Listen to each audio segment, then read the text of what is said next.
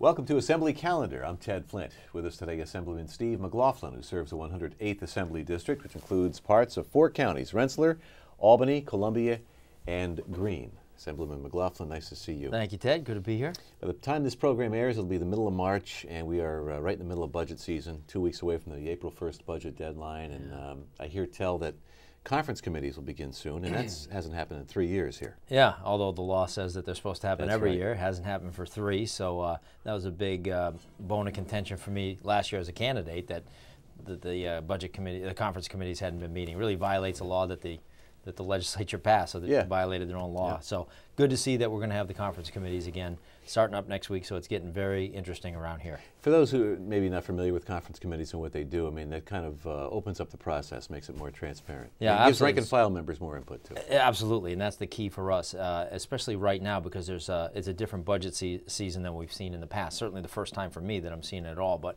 talking to the members that have been here for a while, it's a different animal that we're dealing with this year. So lots to learn, but also so much right now that's unknown about what we're going to see next week. And but it's starting to become clear day by day. So, and we certainly have a parade of people coming through the office asking not to be cut, and I understand that. But these are difficult times, and some really tough choices that we're going to have to make. One of your colleagues was telling me today that usually those constituent meetings were reserved for Tuesdays, only Tuesday. Mm-hmm. Now it's every day the legislature's in session. Yeah. They're knocking on your door, and they're giving you good reasons why their group should not be cut. Yeah, I'm waiting for the group to come in and say, go ahead and cut us, we're fine. It's not gonna happen. That doesn't happen, but we hold out hope, I guess. But, you know, everybody has good, heartfelt reasons why they should not be cut, and we get that. The problem is there just simply is no money. So I think that if we are all in this together, we all sort of try to take as little cuts as we can, but still get the job done, which is to get this state back on track. So I think it's going to be shared sacrifice. The problem becomes sometimes you do look at instances where certain groups are getting hit harder than other. Case in point, the proposed education budget that we're dealing with. Upstate New York, you could very well make the argument that upstate New York is getting hit harder than we should in this budget proposal. That may change, but right now where we are is 45% of the student enrollment. We're taking 53% of the proposed cuts. So you could make the argument that we're taking more than our fair share of those cuts, and that's our job as legislators to advocate for that, to make sure that everything is sort of spread out evenly. That was kind of part of your message when you heard testimony at the Education Committee hearing recently. Yeah. Andrew Pallotta, I want to say Andrew Galata, but he's a boxer. Andrew Pallotta from NYSET, and you heard testimony from him. Let's take a look at that. Sure. Right. And we'll come back and we'll comment further with Assemblyman Steve McLaughlin. Does the circuit breaker, to your knowledge, do anything to rein in what many taxpayers see as out-of-control spending? It's kind of a two-part question. The other thing is, can you give me a comparison? I believe we spend approximately $17,000 per student in New York. I believe that's about $4,000 per child more than Massachusetts, where I was educated and learned to read and write and spell. And I'm wondering where we stand. We talk a lot about performance and achievement, all vital pieces of our education system. My wife is a kindergarten teacher, so I'm very well aware of what can happen here. But I'm just curious as to where we stand nationally on the rankings and how we compare to Massachusetts, and they're spending $4,000 less. And kind of fill us in on that. Right. Well, there's a number out there, this number that we're number 1 in spending and number 34 in results, and we've already addressed that. That is based on some figures that were produced a couple of years ago. If we look at Education Week, which is an independent source, we were number 2 in results last year. So we know that the expenses are high here. I live in Westchester County. I know that the taxes are high, but I also know that I live there because I can send my kids to excellent schools. So there is a high cost. As far as Massachusetts, they did enact the tax cap, but they also, at the same time, put billions of dollars into education from the state. So while they cap taxes locally, they put funding into it. And you had a response to him at that point, which was not included in that piece. Your response was? Yeah, the answer can't just be more money, more money, more money. And I would, we can go back and forth on where we stand nationally, but the facts are the facts, and our graduation rates are not nearly where they should be. And that's my whole point. It isn't that anybody is griping about spending the money. But with that amount of money being spent, I think the real issue is how much of that's getting to the classroom. And it's about 27 cents on the dollar. That's pretty dismal. So clearly we have far too much bureaucracy in education. I dealt with it in my own school district out at Hoosick Valley, where my children go. We had 2 buildings, 3 principals for a few years there. That doesn't make any sense. That doesn't make any sense at all to have 2 buildings and 3 principals. So we, to their credit, they cut that position, got back on track. But there was a couple of years there where it was ludicrous. And I guarantee that isn't the only example of what's going on as far as waste goes. So my point is, I want results. I absolutely want results. Our minority graduation rates are dismal. They're not acceptable. Our graduation rates statewide are not acceptable. Now, individually, I know each school is working as hard as they can. I get that. My wife's a teacher. I know a lot of educators, a lot of administrators. I understand the pain that they're under and the pressure that they're under. But I have to look at it not only in the 108th Assembly District, but statewide.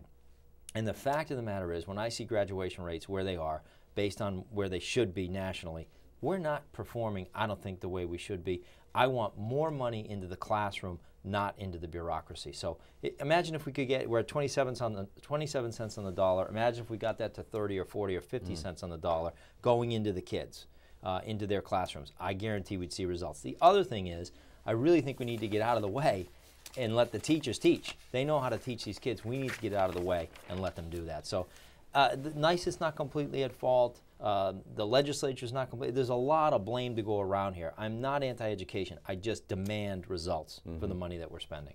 That's it. I mean, if more money translated to higher grades, we would be #1. Clearly, because we've not 34th or 2nd even. But yeah, say wherever statistics you want to pick out, but the money has not resulted in the results I think that we should be seeing. Because you're right, if the results followed the money, we'd be #1. We've been spending the most for quite a long time, and I just think that the people are at the point where they're saying, we don't mind spending it, but we just don't have it to give anymore. You know, it has to end at some point where we've got to kind of rein this in. And the truth of the matter is, Massachusetts is doing quite well on $4,000 less.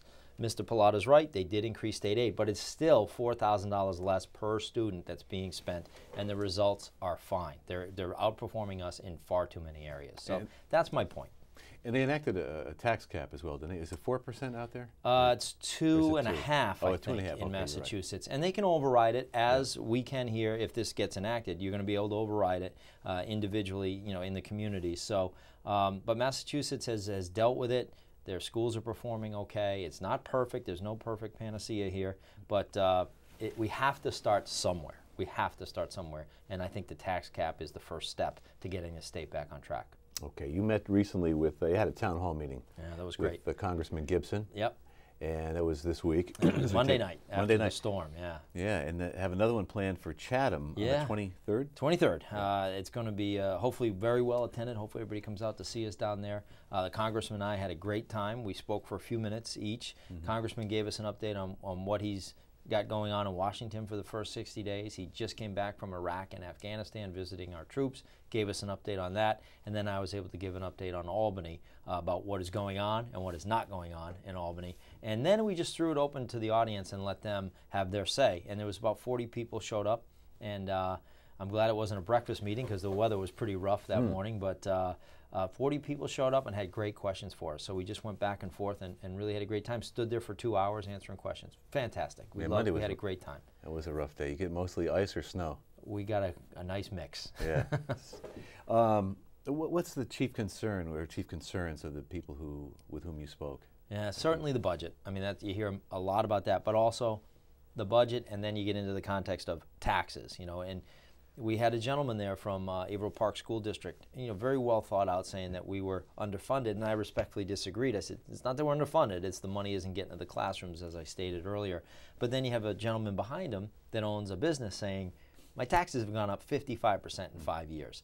I can't continue to do this. It's not that I don't want to help, I just can't continue to maintain that pace. So it's really trying to work through both issues there. But mainly it was budget, it was taxes, it was education, all the things you would expect. Right. But some of it was constitutional freedom, some of it was right to keep and bear arms. You know, there's a lot of very varied mix. But it was fantastic. Yeah, it was great. It would be nice if you do something more, not you personally, but I mean the legislature to encourage business growth, to maybe cap in property taxes would help businesses too. It's a start, and that's why you see the NFIB and the Business Council and the business groups all around the state that are clamoring for this, because the only way, I've said this over and over again, the only way to afford the public sector is a healthy, vibrant private sector. That's how it works. That's it. And for New York to be dead last on the list of business-friendly states, that's completely unacceptable to me, and it is the #1 reason I ran for office, was to try to help revamp and revitalize the private sector. We have to get out of their way and let them create jobs. It isn't going to be us in Albany or Washington that gets this done. It's the private sector putting people to work. That's what's going to make this economy recover.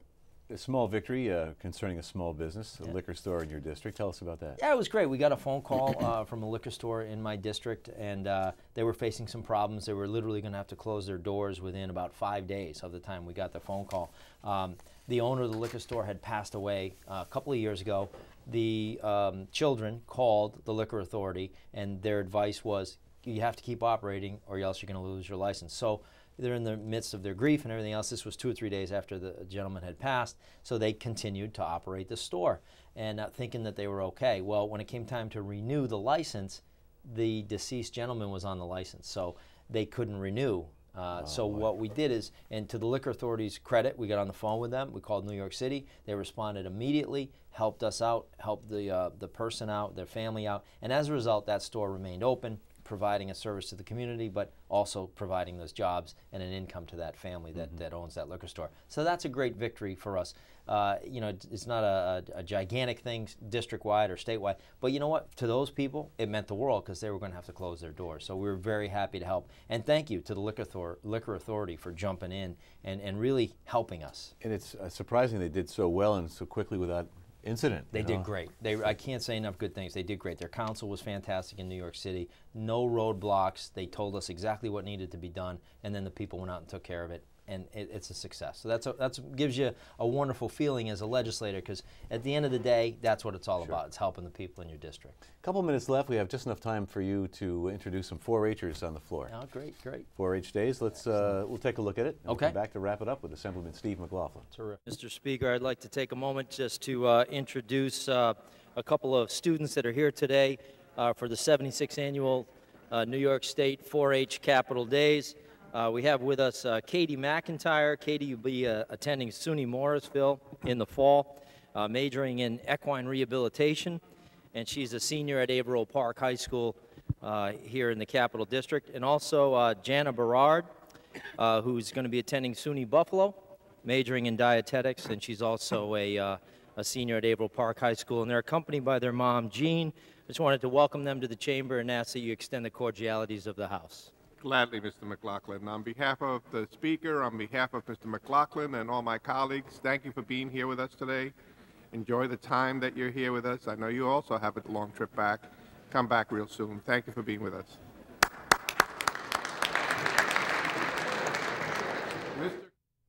All right. Yeah, that was fun. I mean, it's always a fun moment, and when you get to introduce some folks from the district. 2 great kids.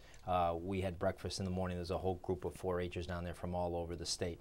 There's great kids, you know, having fun, and that's just one of the fun things you get to do as a legislator. I think they were a little embarrassed. You could tell from the looks on their face. They were probably a little uncomfortable standing up in a chamber, but it was great, and I think they enjoyed it. So, pleasure to do that. Were you in 4-H when you were a kid? I was not. My wife was. Growing up in Massachusetts, we really didn't have it over there, at least not where I lived.